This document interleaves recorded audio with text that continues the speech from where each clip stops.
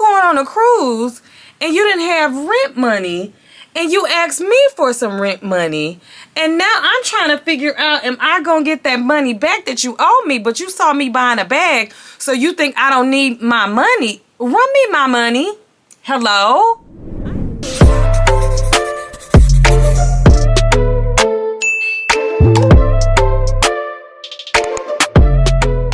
Greetings and welcome to my channel. In today's video, I'm going to be talking about something that is so near and dear to me and so important, and it is survivor's guilt.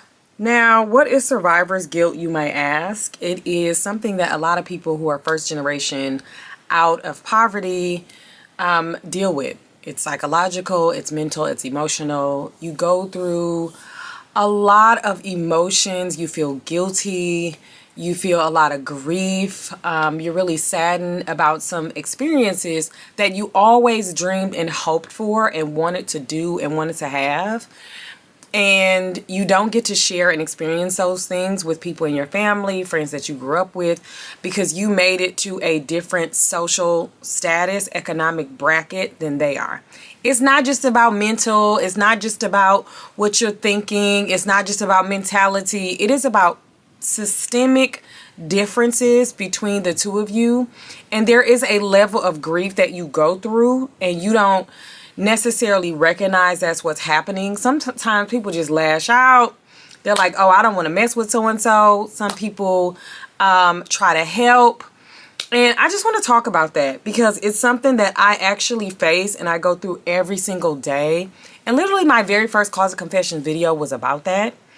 And I just want to talk about it.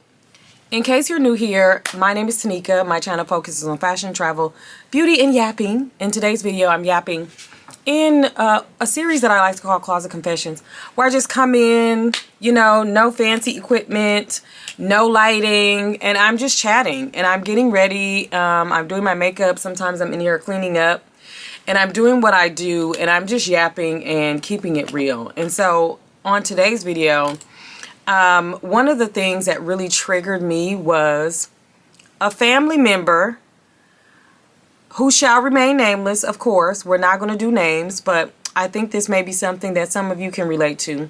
Family member, someone in my family reached out to me and asked me for rent money. Now, this person is in their 40s and they live in the Midwest. And they just reached out and asked me if I could help them with their rent. Now, they initially asked me for the full amount. And then they asked me if I could, like, give them something because they were in danger of being evicted. This was the second month. Like, they really need help. They lost their job, you know, in this economy, X, Y, and Z. And I'm going to be honest with you.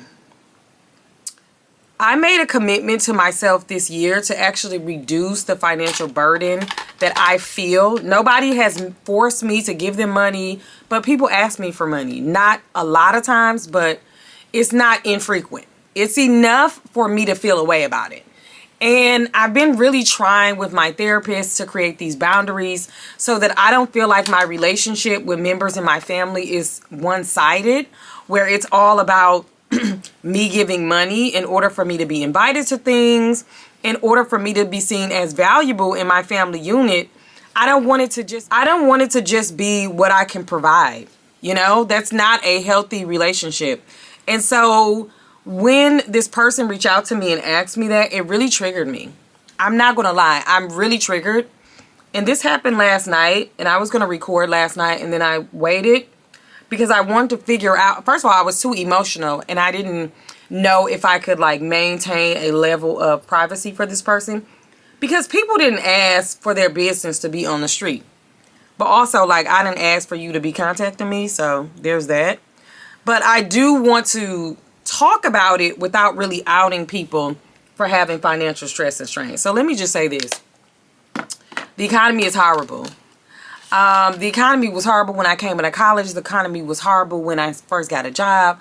The economy has never been in the best of standing since I've been in the workforce. I made a series of decisions, right? I grew up poor. Most of the people in my family were poor. I made a series of decisions that allowed me and afforded me the life that I have. And I've talked about that before on this channel. I made a decision to go away to college. I studied. I had a certain major. I had to finish in a certain amount of time. I did the things that I needed to do. I did the things that I needed to do that I felt would get me out of systemic poverty. Now, I'm not one of those bougie black people that thinks, oh, just because I did it, because I pulled myself up by my bootstraps, that somehow they were giving out boots and they were giving out straps and they were telling you how to pull them up. No. It is a miracle that I was even able to make it. And so I have a level of humility and grace, and I'm not looking down on people in any way, shape, or form. But when I tell y'all, it is so, so, so burdensome to be the bank. What if I need some money? What if one day, God forbid, I need some money? There's nobody that can help me. There's nobody that can bail me out. Like, I just get so worried when I am people's backup plan. And this is my thing. If it's the first time, I don't necessarily mind. If it's the second time and you asking me for a contribution, $100, $200, $300, whatever, it's really not about the dollar amount. It is about the burden that I feel that if something goes wrong in your life, I know I'm the backup plan. The literal physical stress I feel when somebody in my family loses their job, like, I am so concerned because I'm like, oh, I'm the savings plan. I'm the bank account. I am the backup. And what concerns me even more is not that it's just a one-time thing, but it's like month after month. It's always an emergency. There is no strategy. There is no plan. And I'm not a respectability, conservative, pull yourself up by your bootstraps type of girl. But I am very much a, like, I need to think about my family first. I need to stop foregoing opportunities because I want to help you. Like, why am I sitting in first class crying because I feel like the extra $500 that I use to upgrade, I should spend on someone in my family who year after year finds himself in this situation? Like, I even feel bad for saying that because it's like, why wouldn't I want to help, right? When I got offered my very first Hermes bag, I was standing in that store feeling tremendous amount of guilt.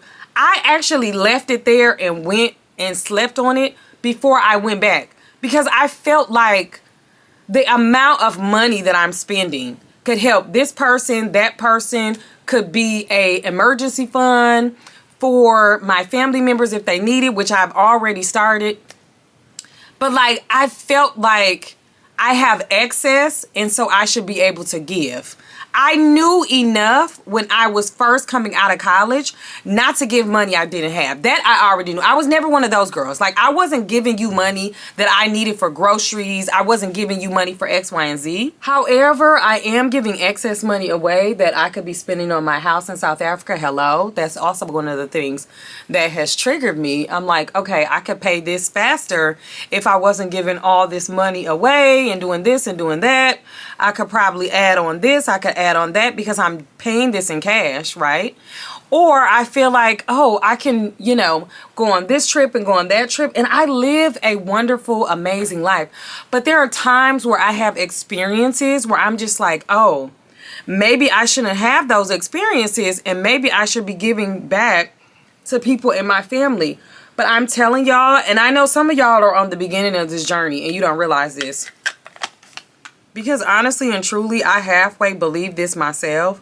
But if you are supporting someone who is like already on the precipice of quote unquote making it, then that will be money well spent. If you are helping someone who is on the precipice of homelessness, right? Like the two very extremes, someone who is like 1 or 2 or 3 steps away, from being financially independent, I found that that is a better and safe bet. It takes a lot for those people to turn around and ask you for something. Usually you're their last call. They're not going to double back. They really, really need it. Like, in my mind, I feel like supporting those people is a little bit better for me. Also, if someone is in dire need, they're on the verge of homelessness, honey, they trying to live at your house, and you're like, no, you can't stay here, but I can't give you some money. I feel like that is a little bit better than someone who is perpetually and constantly, month after month, in need. They need you for money every single month. If it's not the light bill, it's the rent. If it's not the rent, it's somebody's car done got shot up. If the car didn't get shot up, the car done went down. It's just always something. And it is just so draining and so tiring to the people who actually survive poverty, right? It's like, no, soon as you enjoy this moment, then here comes somebody needing to borrow some money. I always say the people must smell money on me. Yes, I act like the rich mom online, but I'm like, child, the rich mom is first generation, okay? The rich mom is not the bank. The rich mom is not a financial institution. The rich mom has not built her generational wealth yet that is unpenetratable, okay? So the rich mom is very much still on her way, but you can't tell people that. You cannot tell people that.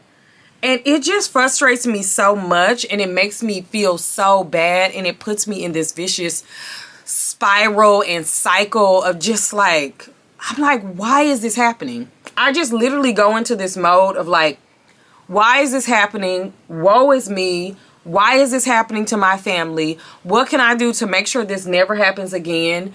And I promise y'all, the next month I find myself in the exact same position. And the thing that no one tells you is that you experience these brief moments of happiness, and then you have like this discomfort with joy, and even like the smallest things that you should be celebrating, you start to feel guilty and you start to feel bad that you are even experiencing them. And so you have this overwhelming survivor's guilt, but you cannot even talk about survivor's guilt with people who are constantly in survival mode. Right? Like, they are fighting for their rent. They're fighting for gas money. They're fighting for groceries. And you feel guilty for bringing up your little issue, right? Like, you feel guilty for saying, oh, I have a roof leak, or I have some drainage issues that are going to set me back $15,000 when they can't even fathom $15,000. And there's just this growing disconnect, and you feel isolated, and you feel shame, and you feel like, you know, the people that you grew up with, the family members that you have, you can no longer turn to, right? Like, you can't talk to them about your issues. And yes, it is taboo to talk about money generally, so I wouldn't suggest it, but I would definitely not suggest having conversations, because people will guilt induce you, right? They'll be like, oh, I wish I had those kind of problems.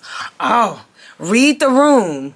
Oh, we're going through X, Y, and Z. And it's like, you don't recognize that you're fundamentally a different person, right? Like, you're just complaining the same way you would if you didn't have any money, right? Like, you're the same person. You just have fundamentally different experiences, and the dollar amount sounds so astronomical and unbelievable. But what you don't realize, it becomes so incredibly isolating. Like, when the people closest to you cannot share in your experiences because money is a barrier, it becomes a challenge. And if you are a young person, your very first reaction, because I know y'all are saying, well, yeah, but you know, you can just, if you want to travel with your family members and they don't have it, you can just give it to them. Catch me on year 10. Catch me on year 10 when you're spending your hard-earned money, you know, in the thousands, so that people can enjoy trips and people can do this and people can do that. They didn't ask you for it, but you just wanted to have company on your trip. And then they get there and don't like it, and they get there and complain. And you're thinking, oh, I'm just going to do this until they get it. Okay, but what if I told you they might never get it? Not because they don't want to, not because they want to leave you on an island by yourself, because systemically they weren't able to get it. Then what? Right? then what? Then what will you do? And I'm not saying that I have the solution. I'm literally complaining. I do not have the solution. I am dealing with this currently right now because the same person that asked me for rent money is a person that I'm looking at sideways because they just went on a cruise. How you going on a cruise and you didn't have rent money and you asked me for some rent money, and now I'm trying to figure out, am I going to get that money back that you owe me? But you saw me buying a bag, so you think I don't need my money. Run me my money. Hello? I am not the bank. Like, what is this?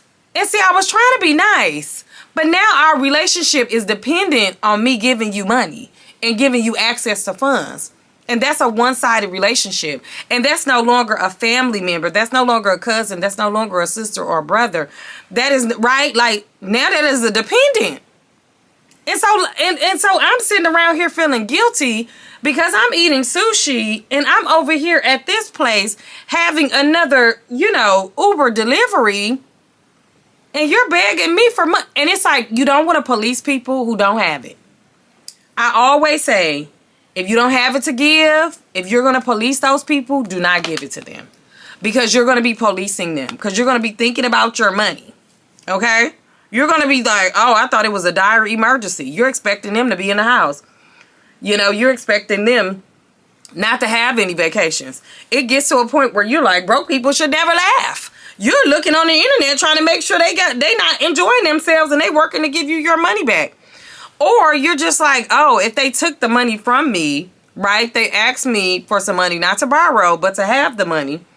You're expecting some level of like humility that's going to come across the screen. And you're secretly bitter because you skipped out on your happiness and your moment so that they could meet their basic needs. And I'm just letting you know, I'm telling myself this and I'm telling y'all this, we have to let go.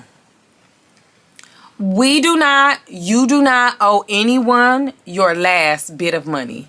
You do not owe anyone your last bit of joy.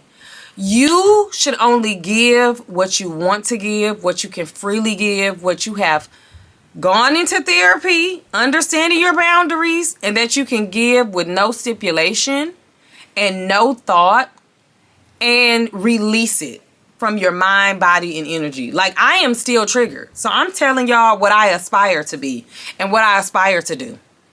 Like, I have done so well for myself by God's grace. Do y'all hear me? The level of humility I have because I know that, it can get snatched and taken away from me. I do everything that I can to show God that I'm appreciative. And I make sure I do and make and follow all the steps I need to ensure that I have some type of healthy safety net. And even still, tomorrow is not promised. You can be chock full of cash today. And so I'm trying my best not to complain. But when I tell y'all, I'm like, why is this my life? How did I become? Can it be 2, 3, 4, 5? Like, why are people coming to me like I'm Oprah? Do I look like Beyonce? Why are you coming to me? And I get it. I understand. But it's like the sheer number of people, right? It's the sheer number of asks. It's the sheer number of necessity. It's the need that I don't even have time and energy to actually give to people that I want to give to. There's so many causes that I want to give to, like volunteer, donate money. Like, I really love the LGBTQ ballroom scene. I want to give money, like thousands of dollars, for categories that I could honestly give a couple of years ago. But now I'm getting so many requests because the economy is shaky. I'm trying to figure out how I'm going to pay this person and help this person. And it's just like, it's overwhelming. And it makes me feel like I'm just working so that I can support other people's dreams and other people's happiness and other people's stability. And I don't have time to enjoy things on my own. I haven't purchased a bag. Again, I'm not complaining. These are first world problems, but it's just like, I can't even quite describe the level of like depression that you go into, right? Like, no soon as you get some money that you don't necessarily need, that you think you want to put away for more savings, that you want to put into a project that you're working on, that maybe you want to help, you know, take your parents on a retirement cruise literally is something that I want to do. And I'm like, okay, well, maybe I don't need that cabin. Well, maybe I don't need to fly this class because I can help so-and-so with their rent, and I can help so-and-so with their car, and I can do this and that. And I'm like, you are not Oprah. Everybody does not get a car. Like, you cannot do all things. You really can't. At some point, I really have to say no. Like, that's where I am with it. And I hate to be like that. And I hate to get to that point. But I'm really at the point where I'm just like, I found that the best thing for me to do is to surround myself with friends. Not all of my friends, but I would say 50% of my friends are experiencing what it's like to be first generation. Some of them are first generation immigrant, but their families came from middle class families, but due to their immigration status, they suffered a bit, you know, and so they were working class. Their parents had 3 or 4 jobs. Their parents went to college later in life. So they have some relatability because they have to send money. There's like a cultural obligation to send money back home. There's a cultural obligation to give to people in need. So like, I surrounded myself with friends like that who have just been, we found humor in it. We found community in it. We just found like, it's just been very therapeutic to have friends who will go through the similar situations. And the other half of my friends, to be honest, they grew up middle class or upper middle class or wealthy or rich, and they actually don't know what it's like. And so their cutoff game is strong, right? They're like, well, why can't you do this? And why can't you do that? And why can't... And my challenge with that is my politics is a little too strong, right? Like, I am a little too progressive to just say, I'm going to cut everybody off. But I'm getting very close. I'm getting very close to zero tolerance. Because I'm like, I'm partying on the dance floor. I'm having fun in my nice outfit. I'm enjoying my wonderful, beautiful bag. I just got my incredible sew in. I got my lashes and all this money I spent on my makeup. And then here you go, ringing my line with 3 or 4 paragraphs about how you need rent money or you're going to get evicted and this is going to happen and that's going to happen. And if I don't give you the money, then you don't know what's going to, and you're going to be a burden. And then so-and-so got to call me to reinforce. It's just like, why?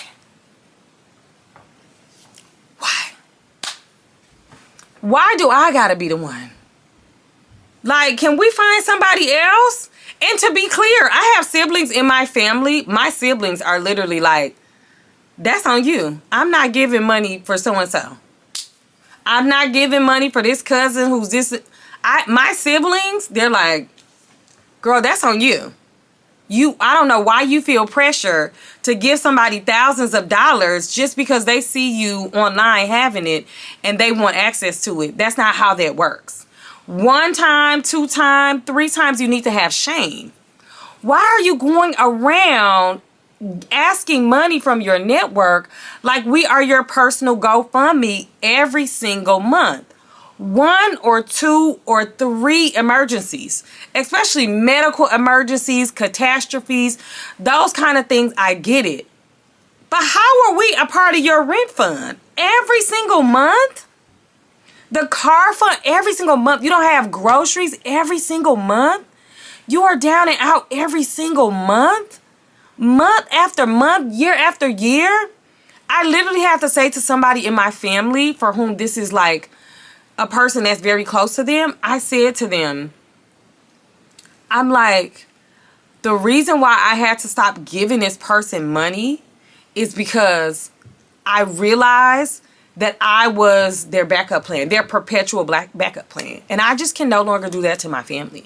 Like, I am literally taking money out of my family's budget, out of my family's pocket for things that, yes, they are luxuries, they are leisures, but I don't have to justify my spending to anybody. I really don't. I feel like if I do my part, if I do what I can, that is all that is necessary. I should not be trying to deprive myself, you know, reducing things so that I can meet your bottom line every single month. And it's multiple of y'all. It's not just you. It's only one of me and it's multiple of y'all. And it's like, I just can no longer deal with it. I wish we could have more open and honest conversations about that. The only reason why I feel like online is not a safe space is because it delves into two conversations. It's either people are like super stringent. They feel like they've been used and abused. They feel like people just come to them. People don't want to work hard. They don't want to pull themselves up by their bootstraps. You know, they're using you. They're abusing you. They don't give zero money, zero F's, like da-da-da-da. Or there are people who don't necessarily have access to money like that. And they're like, what's wrong with giving money to your family members? You know, if you got it, everybody around you should have it. When I have it, I'm going to retire so-and-so. When I do this, everybody getting the house. Baby, I'm not Young Thug. I'm not Oprah, Beyonce, Jay-Z. I do well for myself, but honey, no, I do not. I can confidently say I cannot buy 7 people a house and live comfortably. No, I cannot. I can't buy 5 people. I can't buy 3 people a house and live comfortably and have the houses I need to have and want to have. No, I cannot. And I need to look myself in the mirror and say that every single day. And I need y'all to understand that we will get over this guilt. I believe at some point in my journey, I will get over it. But when I tell y'all I was so triggered and I just want to talk to y'all about it, it's just, oh my God. I'm like, when will this feeling ever leave me? When will it ever end? I don't know. All right. Let me get out of here. If you like this video, please like, please comment, please subscribe. Also hit the bell notification so that you never miss an upload from me. And I will see y'all in the next video. Bye.